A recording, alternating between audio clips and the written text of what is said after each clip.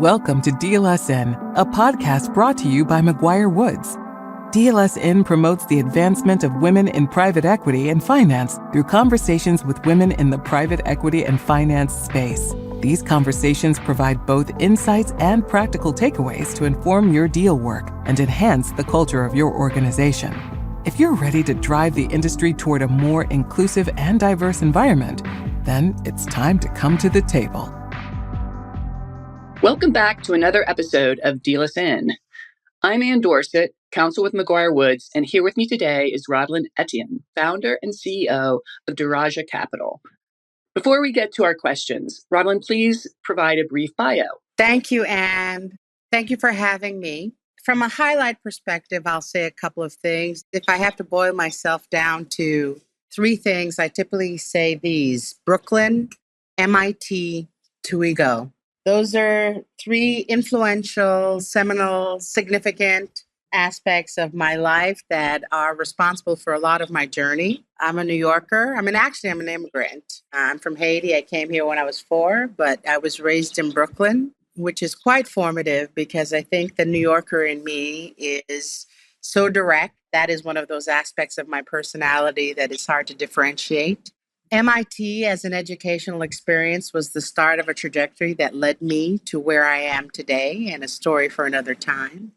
And the Tuigo Foundation is why I'm in finance. Tuigo is a 35-year organization, and I was awarded a fellowship when I attended UC Berkeley. And Tuigo is the organization that essentially introduced me to the buy side, which I had no idea existed. And it is where I made my career, advising institutional investors, becoming an institutional investor myself, and today serving investors as a private equity fund manager who's backing new talent. Excellent. Raudline, you've had a remarkable career trajectory. What pivotal moment or learnings shaped your path? There are two pivotal moments that I would point to. The first is the advice that I received from my boss at Pathfinder International, where I worked in the fund accounting group. He said to me that he thought I was talented, but in his area, he could not advance me with a higher degree. And he advised me to go pursue my MBA. That story is important because I come from a family of doctors and nurses, and my professional career has been about me avoiding medicine as a profession. And at that moment in time, architecture hadn't worked for me. I was working in accounting, and my family thought, well, it's still not too late for you to go to medical school. But at that moment in time, I chose to pursue my MBA, and that has been a very important component of my professional journey. The second quite pivotal moment is what I referred to in the opening, which was my selection as a fellow for what is today known as the Tuigo Foundation. Tuigo opened a door for me into a world I didn't know existed. I was raised in New York. I had heard of Wall Street, but my intro into this business was a day they organized for the West Coast Fellows to go up to Sacramento and meet with CalPERS. And so the notion of a multi-billion-dollar pool of capital being managed professionally on behalf of pensioners was something that never occurred to me until that moment. And I would say that is the most single important experience that led to the trajectory I've been on for the last couple of decades. Excellent. In terms of founding Daraja Capital, what was the core insight or market gap that inspired you to create it? I think a couple of things. I think the founding of Daraja is the result of the intersection of self-knowledge on my part and perceived need. And so from the self-knowledge perspective, I had decided at that point in life that I was only going to do what made me happy. And trust me, I don't know where that arrogance or groundedness came from. Pick your poison. And I realized when I looked at my professional highlight reels that all of my moments of joy or happiness, as I would call it, is all of those moments had a common theme. And those were those moments where I had the influence or the power to give a seat at the table to those who don't normally get it. That was true in my hires, in my promotions. That was true in the work I did for my clients as an investment consultant. That was true of the emerging manager programs I put together for them. That was true of the searches I did that led to the atypical being awarded mandates. And it's true of my legacy at New York Common. Part of that legacy was ensuring that we had an emerging manager program in every asset class where we had external partners.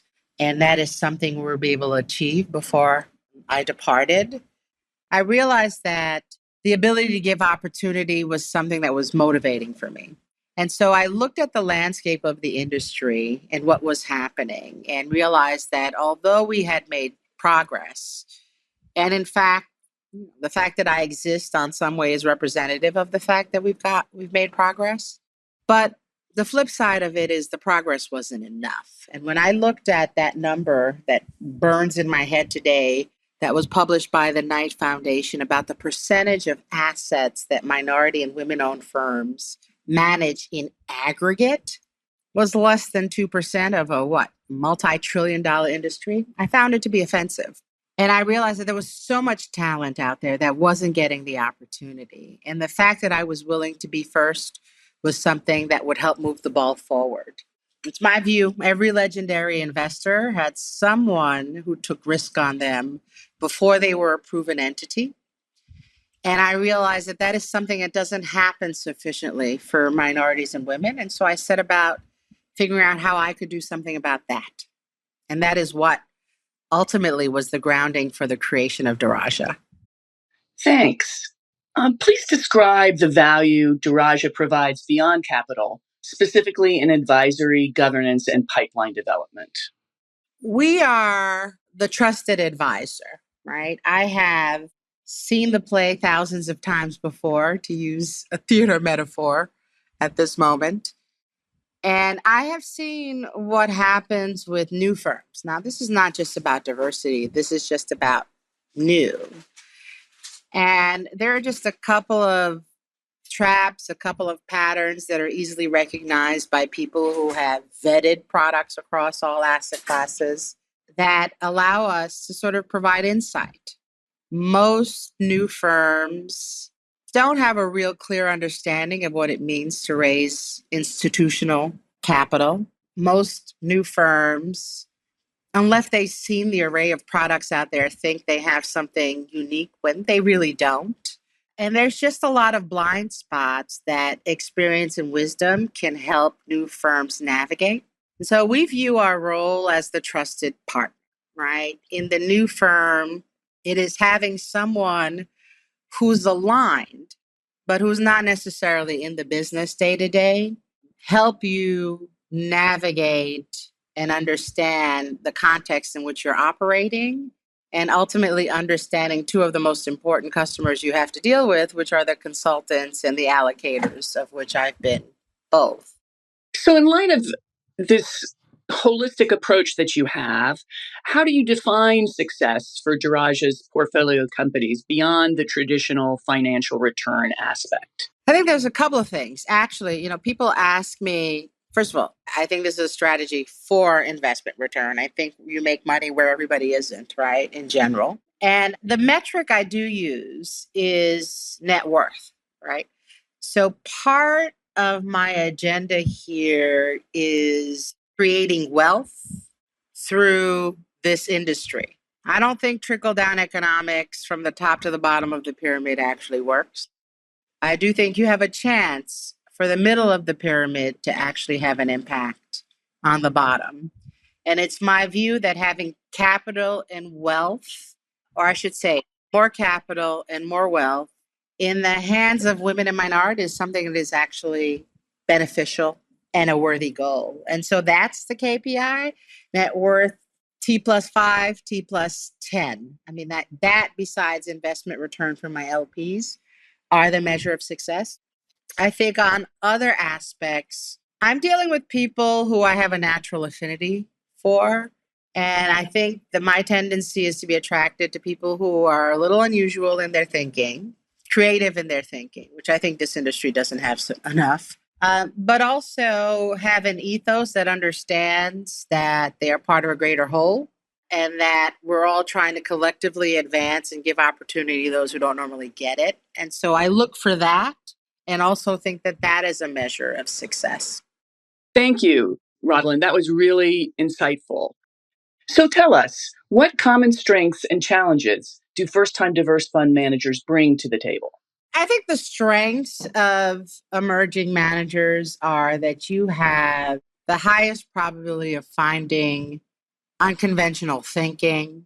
You have a higher probability of finding perspectives that have been missing at the investment table. And so minorities and women, my view is, tend to be able to see certain things just because of their lived experience that, let's be frank, that the majority may not see. And so from an unearthing investment opportunity perspective, I think that perspective is a competitive advantage and is a differentiator and leads to a lot of discovery and opportunity. I think the challenge for, I don't think just diverse managers, but again, I kind of refer to new. I think diverse managers have a particular challenge in the environment that we're in. But in general, new firms don't know what they don't know. I think the biggest challenge for new firms is understanding what I call their essential DNA and realizing honestly and truthfully whether they have an edge that will allow them to compete. I think this is a process we call excavating the essential DNA, right? Very often, the pitch that I'm getting in the beginning from a manager doesn't even actually really capture what's interesting about them. And that's because they haven't had to do the pitch. It's because they haven't been out in the world looking at every product there is under the sun. And so that's part of our value proposition. But I think that that is the essential challenge, which is, why do you exist and what is different enough about you that you're going to be able to attract capital? And getting to that and making it compelling is a big challenge. When you're sitting down with a perspective with an emerging manager who you would take on, are there specific qualities or competencies that you look for that signal long-term viability? Yeah, there are a couple of things that I look for, and a lot of them are intangible. It's like you know it when you encounter it on some level. Again, that's having reviewed it and understanding when you're hearing something that's a little different. But I think there are certain things I see in common to the investors that I'm attracted to. One, there's a level of passion for their markets. They're a student of the game in a way that is independent of their desire to be in the business. They are, smarts and all that is table stakes, right? But in addition to that, I think they also have a certain level of self-reflection that allows them to take in new information, observe the market or their discipline. And although they have a clear philosophy and stay true to it, they're not stagnant about how they're approaching their markets. I think that is incredibly important because the environment changes constantly, and it has over the last couple of decades. I think the other thing is there's a certain, we literally call it the JNSQ, je ne sais quoi factor, which is the things that are about the human, right? Sense of humor, emotional intelligence, those kinds of intangible characteristics are also important. I think resiliency, having had struggle in life, having had to overcome, are all part of that intangible bucket that I think are very important and that get teased out over time as you start to know somebody. You're never really going to know anybody until you live with them, is what I jokingly say.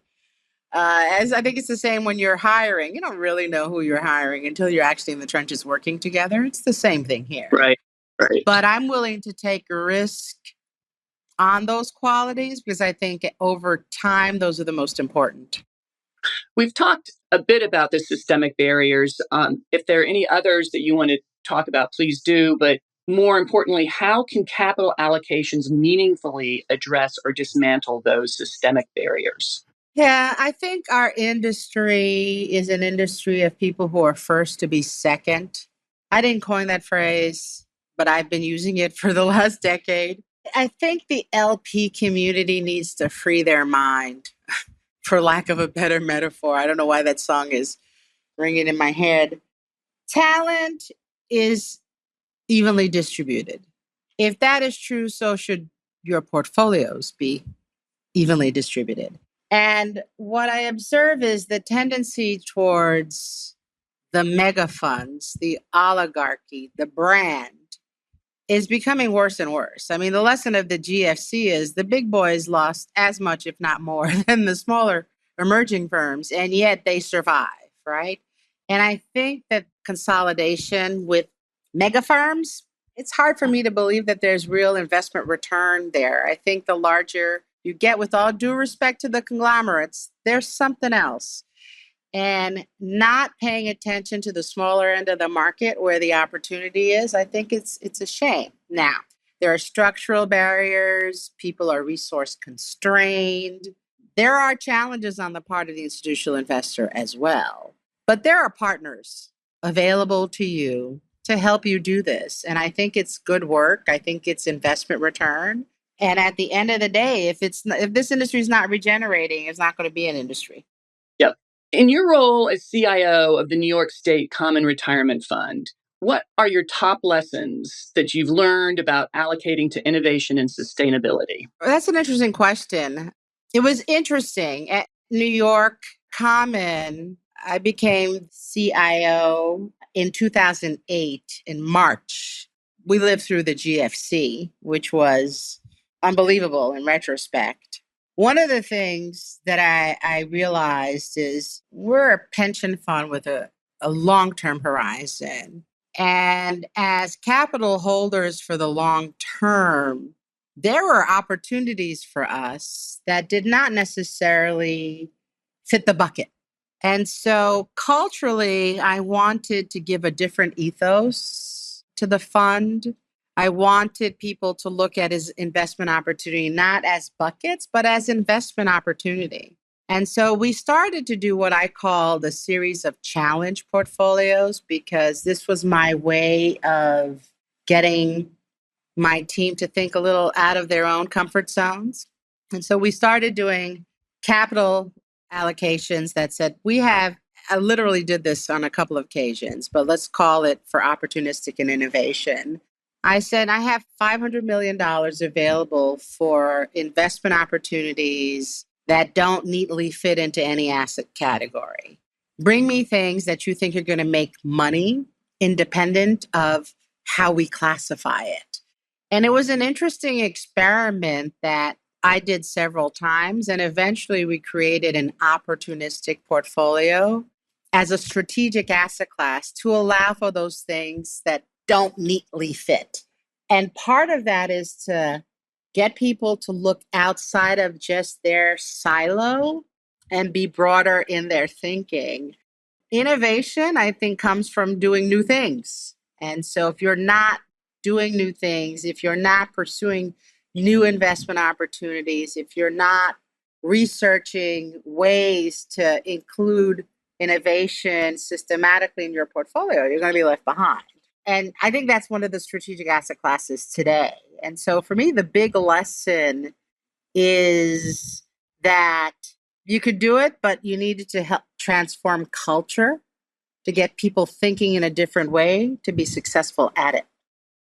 And just to provide some background for some of our younger listeners, Raudline has been referring to GFC. That's the global financial crisis that took place in 2007 and 2009, just to bring a few of you up to speed with that acronym.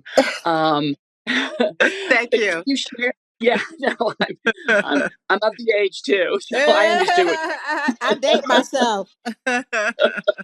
So can you share examples of how emerging manager thematic investment strategies performed?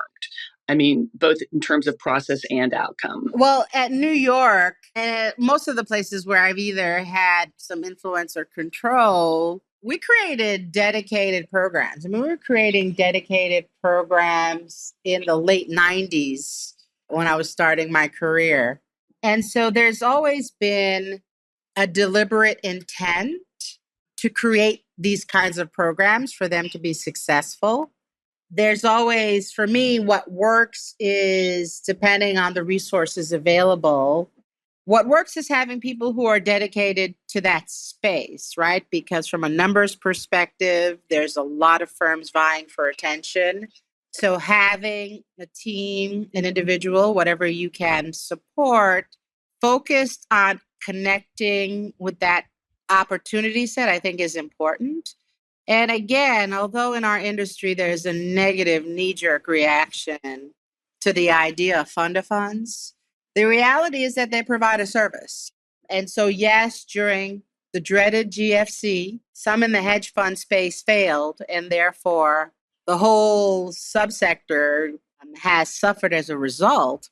I think that they are leverage, right? They are extensions of staff. They are an efficient way to get exposure to the areas where you don't have the resources to dedicate yourself. And so I think that they are also important part of the equation for allocators. From a performance perspective, I don't have data to offer you besides what's available in things like the Knight Foundation. But one of the things that I say is that 8 times out of 10, the performance is good. The investment thesis is borne out. And the reason I say 8 times out of 10 is because I haven't done a scientific study myself. But in my experience, investments is not where these programs may fall down. And I think on the actual emerging manager side, it's all the other things that causes problems. It's not usually investments, right? It's not performance, typically. I mean, you're always going to find 1 or 2 who are not going to be successful, but the majority are. It's the other things, some of the intangible things that we talked about where you'll find challenge and problems. But performance is not one of those areas. So a lot of times the reluctancy to diversify the manager base is based on this belief that it will run afoul of the fiduciary expectations. And what's your argument against that belief, and how do you balance the fiduciary expectations with the imperative to diversify? The idea that there's a fiduciary compromise here, or that there's a view in the industry that there's a fiduciary compromise, is just ridiculous to me. The reality is investors have expectations that get met or do not get met, and they have processes to due diligence, and you're making a judgment call. And the judgment call that you make, for me, is no different than the judgment call that you make when you are allocating to other types of managers. The reality is the big firms have as much failure in them as the emerging firms, but they survive because they're big, right? My view is the investment opportunity in any opportunity lies at the smaller end of the market. I'm not going to say it's a universal truth, but I think I could apply that to a lot of spaces. And so if you're looking for a premium return and you're looking for alpha, you're looking in the places where everyone isn't, which I think I said already. And the smaller opportunity set is where you can find premium return. And so from a fiduciary perspective, I don't understand how you don't do it. Yeah, I agree. And thank you for that. Turning now to macro trends and outlooks. With the macroeconomic uncertainty and ESG, which for our listeners is environmental, social, and governance factors, front and center, how are emerging managers uniquely positioned or challenged in the current market? I think this is a market of challenge for what is happening from a sort of not just a macroeconomic uncertainty perspective, which we're all going to live through, but also, let's be frank, the use of ESG and DEI as dirty words, the systematic pushback against the idea of talent being deserving. It is a very difficult environment. And I cannot predict for you what's going to happen, but this is my view. those who see opportunity in the world that I traffic in, continue to see opportunity in the world that I traffic in. Those who were new to the game may have retrenched, but those who have been committed remain committed. I do think, especially for new firms, that it's going to continue to be a challenge because this has been a very difficult fundraising environment. It is not improving. And I can't tell you when it will improve, right? Because there's so much volatility and uncertainty going on. It's hard to predict the future. And so I'm not even going to try. I do think that from a Daraja perspective, I push more than I may have a few years ago about motivation, why the manager wants to be in the space, their viability to building a franchise.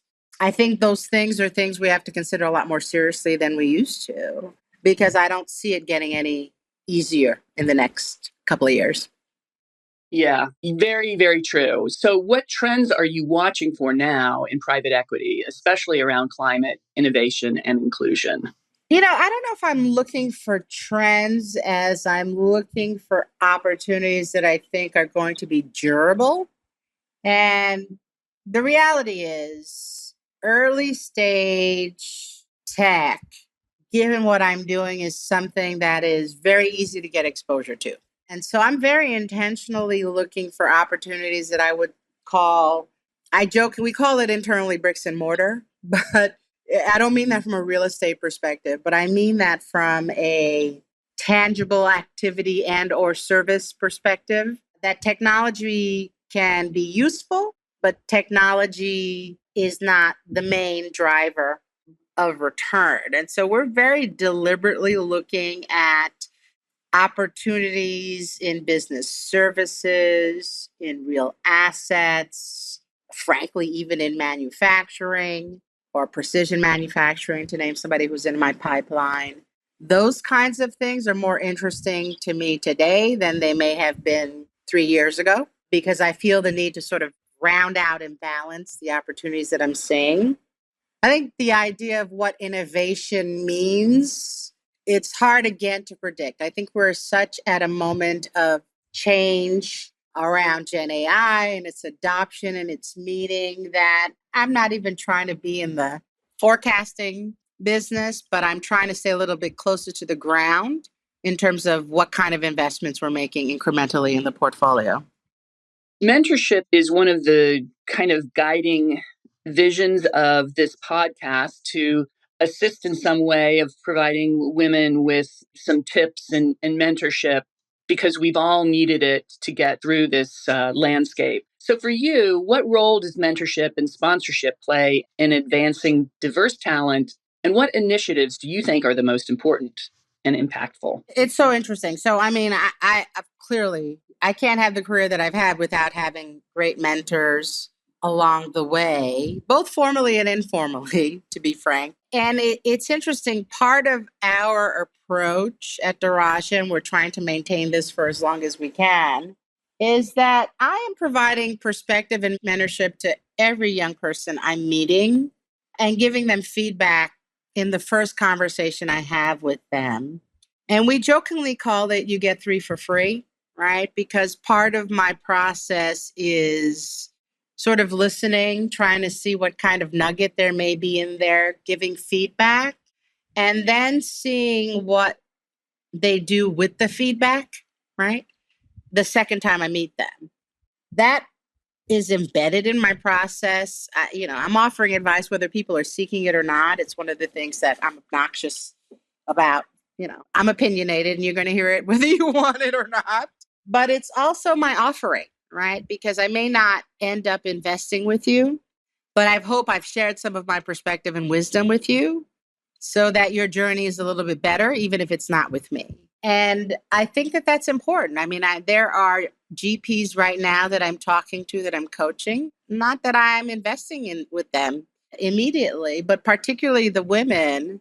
I'm going to offer perspective and give them advice and check in and, see how they're doing to the extent that I can, because I think that that's just an important activity, right? I mean, part of doing what I'm doing is not just to invest with people. Yes, that's the ultimate goal. But along the way, I will hope that I have shared something with them that they can take along on their journey. This is not in the question, but this kind of came to mind as you were talking. With the emerging managers that you do sponsor, do you look to them to continue the mentorship down through their organization? Is there an expectation? Yeah, listen, remember we talked about the je ne sais quoi factors? There's an element of character and humanity and empathy that my GPs have to exhibit to me for us to be simpatico. And so they, by definition, the people I'm attracted to tend to have a similar ethos than me, right? Which is they have a sense of responsibility to the communities that they're in, to the environments that they work in. They're good people so far. Now, not to say that I've invested with plenty of a-holes in my life, don't get me wrong. Right? But at this stage in life, it's my expectation that the kind of people I'm partnering with are people who are quite careful and self-aware of their role as leaders in a nascent business and who are intentional about the culture that they want to build. And so far, they are all people who are bringing in younger people, collaborating across the industry, and are doing similar work. So my answer to that question would be yes. Excellent. And so you may have covered this, but was wondering if there's any other recommendations that you have for firms to assist them in integrating emerging managers into their selection and due diligence workflows. The advice I'd have for investors is to realize the importance and the ability to see things differently as a means of accessing investment opportunity. And I can bring countless examples of things that women will see that men will not see. I can bring you examples of what Black women will see that white women won't see, right? Again, all just because of lived experience. It's not to say that we can't appreciate it, but there are things that are natural that we know because of our experiences. And so the broader an experience set you can bring to investments, my view is the better your returns are going to be. I think that's true from LPs and their staff, LPs and their partners, LPs and who they choose to invest with. All right.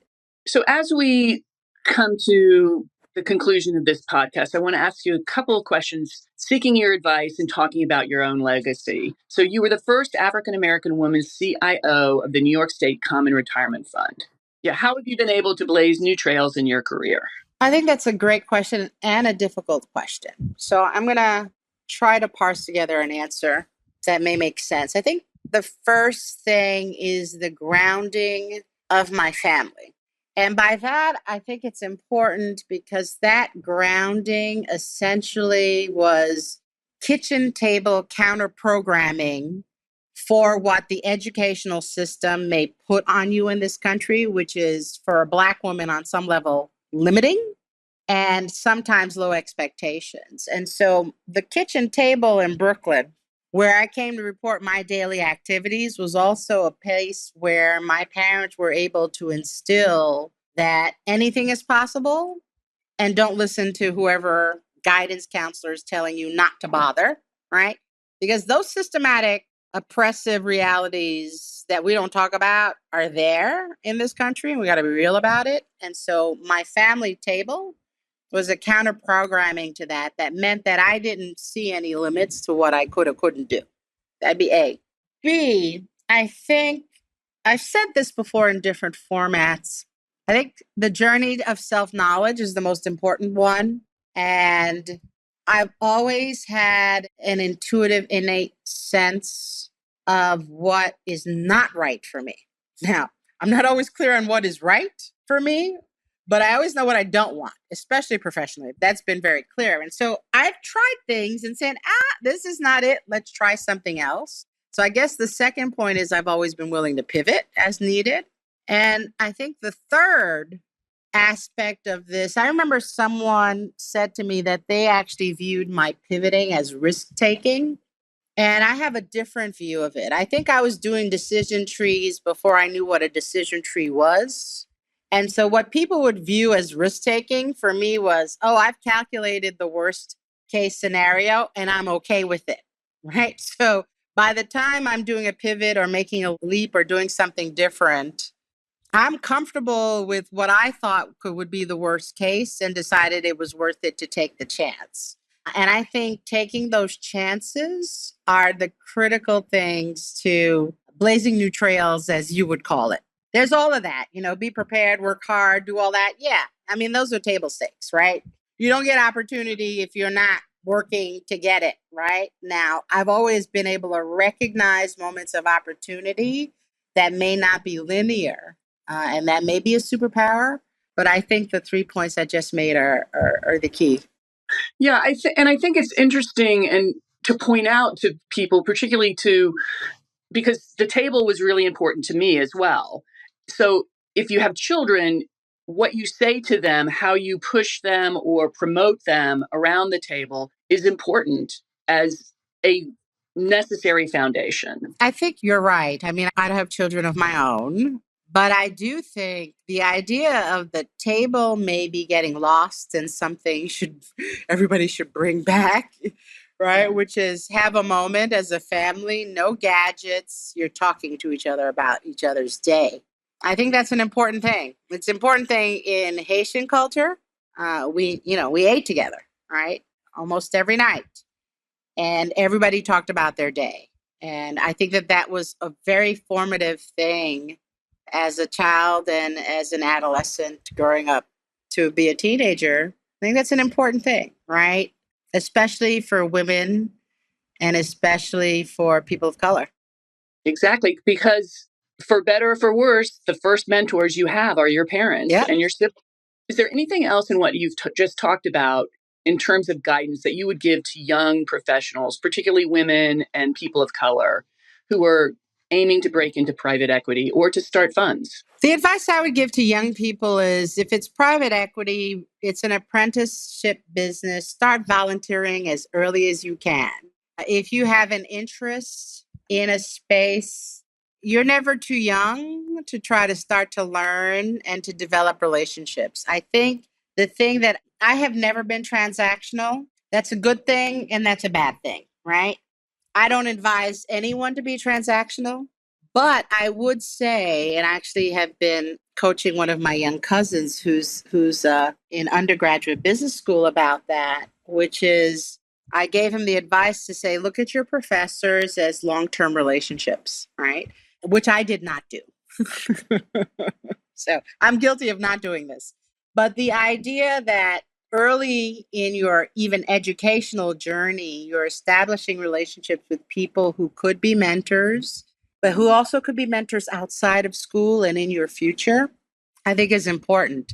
And so my guidance was always, when it came to networking, I was only trying to focus on people who I liked, who I would be willing to break bread with, because I like them as people, not because of what they could do for me in the future. But I would say intentionally building a network, it is never too early to do that. And do it with people who you can see having relationships with, and that will help you throughout your career and in the future.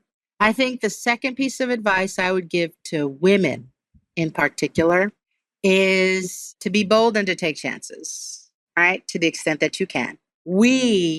I think, someone accused me of this is, it has to be perfect. As a Black woman, it has to be on point before I put it out, right? I can't get away with putting out the half-baked cake, which was a metaphor somebody else used. My cake has to be perfectly decorated before I put it out in the market. I think we can be sometimes too perfectionist and miss the moment, right? And so I think take chances and be bold, especially when you're young. Well, Raudline, thank you so much for all of your words. They're both inspiring and challenging in a good way. I wish success to you and to Daraja Capital. And as always, to our listeners, if you have any questions or thoughts for other people for us to talk with, please do let us know on our website. This is Ann Dorsett for DLSN. Have a great day. Thank you for joining us at the table for this episode of DLSN. If you have a recommendation for an inspiring interviewee, a question you'd like us to ask, or topic you would like to hear covered, or if you'd like to tell us about women-focused initiatives in the field, please email us at wpef@mcguirewoods.com. We look forward to hearing from you. This podcast was recorded and is being made available by McGuire Woods for informational purposes only. By accessing this podcast, you acknowledge that McGuire Woods makes no warranty, guarantee, or representation as to the accuracy or sufficiency of the information featured in the podcast. The views, information, or opinions expressed during this podcast series are solely those of the individuals involved and do not necessarily reflect those of McGuire Woods. This podcast should not be used as a substitute for competent legal advice from a licensed professional attorney in your state and should not be construed as an offer to make or consider any investment or course of action.